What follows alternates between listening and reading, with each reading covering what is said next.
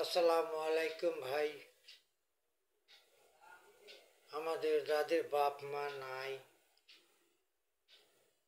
আমরা কি কোনো দিন তাদের কোনো খোঁজ খবর লইছি? লই নেই।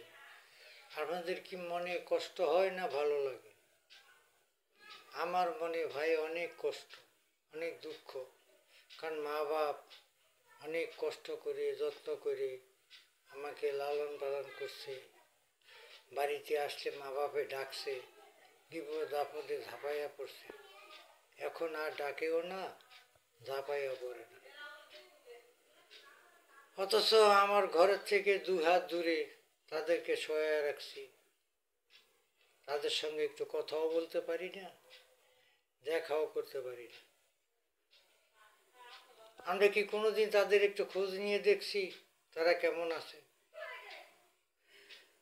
কবর, তাদের কবরে শুয়ে আছে, নাই মশারি, নাই বাতি, নাই ফ্যান, নাই এসি। এই ঝড় তুফানের ভিতরে তারা শুয়ে আছে বছরকে বছর। আমরা তো একটা দিনও তাদের খোঁজ নিই নেই। অথচ যে বাপ মা আমাকে লালন পালন করছে এত কষ্ট করে, বিপদে আপদে ঝাঁপাইয়া পড়ছে, সেই বাপ মার খোঁজ খবর আমরা নেই না। একটু কবরের পাশেও যাইয়া দোয়া করি না, ওই সময় আমাদের নাই। অথচ আমি রাত করে ঘরে শুলে খাট তোষক ল্যাপ বালিশ মশারি এসি ফ্যান দিয়ে কত আরাম আয়েশ করে ঘুমাই।